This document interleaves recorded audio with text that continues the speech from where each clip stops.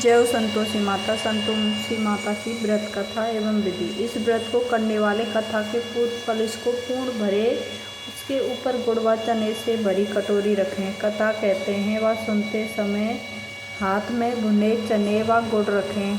सुनने वाले संतोषी माता की इस प्रकार जय जयकार से बोलते जाइए। कथा समाप्त होने पर गुड़ और चना गौ माता को खिलाइए। कलश में रखा हुआ गुड़ व चना सबको प्रसाद के रूप में बांट दें। कथा समाप्त होने पर आरती के बाद कलश के जल को घर में सब जगह छिड़का। बचा हुआ जल तुलसी की क्यारी में डालें। माता भावना की भूखी है, कम ज़्यादा का कोई विचार नहीं। अतएव जितना भी बन पड़े प्रसाद अर्पण कर श्रद्धा और प्रेम से प्रसन्न होकर व्रत करना चाहिए। व्रत के उद्यापन से 2.5 सेर खाजा, चने का साग, मोहनदार पूरी निवेद्य रखें। घी का दीपक जलाएं। संतोषी माता की जय जयकार बोल नारियल फोड़े। इस तरह 7 लड़कों को भोजन कराएं। देवर जेठ घर के ही लड़के हों तो दूसरों को बुलाना नहीं। अगर कुटुंब में हो ना मिलें तो ब्राह्मणों के रिश्तेदारों या पड़ोसी के लड़के बुलाएं।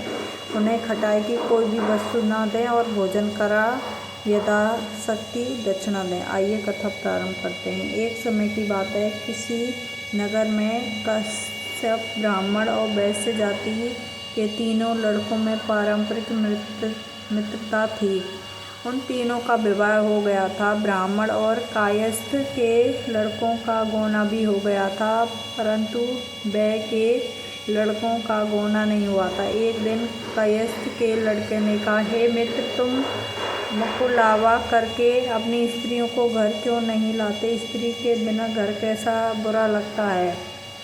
यह बात वैश्य के लड़के को जच गई। वो कहने लगा कि मैं अभी जाकर मुकुलावा लेकर आता हूँ। ब्राह्मण के लड़के ने कहा, अभी मत जाओ क्योंकि शुक्र अस्त हो रहा है, जब उदय हो जाए जा कर ले आना। परंतु वैश्य के लड़के को ऐसी जिद हो गई कि किस प्रकार से नहीं माना। जब उसके घर वालों ने सुना तो उन्होंने कुछ बहुत समझाया, परंतु वह किसी प्रकार से नहीं माना।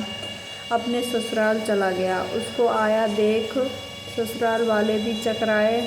जमाता का स्वागत सत्कार करने के बाद उन्होंने पूछा, आपका आना कैसे हुआ? वैश्य पुत्र कहने लगा कि मैं अपनी पत्नी को विदा कराने के लिए आया हूँ। ससुराल वालों ने उसे बहुत समझाया कि इस दिन शुक्र अस्त है, उदय होने पर ले जाना, परंतु उसने एक ना सुनी और अपनी पत्नी को ले जाने का आग्रह करता रहा। जब वह किसी प्रकार न माना तो उन्होंने लाचार होकर अपनी पुत्री को विदा कर दिया। वैश्य पुत्र अपनी पत्नी को एक रथ में बिठाकर अपने घर की ओर चल पड़ा। थोड़ी दूर जाने के बाद मार्ग में उसके रथ का पहिया टूट कर गिर गया और बैल का पैर टूट गया। उसकी पत्नी भी गिर पड़ी और घायल हो गई। अब आगे चलें तो रास्ते में डाकू मिले। उसके पास जो धन और वस्त्र आभूषण थे सब उन्हें छीन लिया। इस प्रकार अनेक कष्टों का सामना कर पति पत्नी में अपने घर पहुँचे तो आते ही वैश्य के लड़के को सर्प ने काट लिया। वह मूर्छित होकर गिर पड़ा।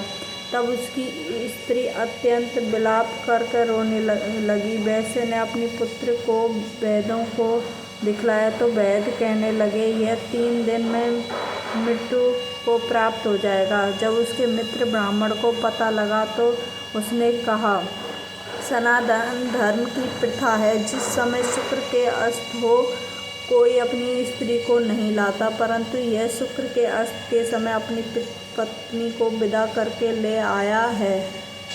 इस कारण सारे विघ्न उपस्थित हुए हैं। यदि यह दोनों ससुराल वापस चले जाएं और शुक्र के उदय होने पर पुण्य आवे तो निश्चय ही विघ्न टल सकता है। सेठ ने अपने पुत्र को और स्त्री को शीघ्र ही उसके ससुराल वापस पहुंचा दिया। वहां पहुंचते ही वैश्य पुत्र की मूर्छा दूर हो गई और साधारण उपचार से ही वह सर्प विष से मुक्त हो गया। अपने दामाद को स्वस्थ लाभ करता रहा और जब शुक्र का उदय हुआ तब हर्ष पूर्वक उसकी ससुराल वालों ने उसको अपनी पुत्री के साथ विदा किया। इसके पश्चाताप पति पत्नी दोनों घर आकर आनंद से रहने लगे। इस व्रत के करने से अनेक विघ्न दूर होते हैं। जय हो संतोषी माता, सब पे कृपा बरसाए रखना। जय हो माँ।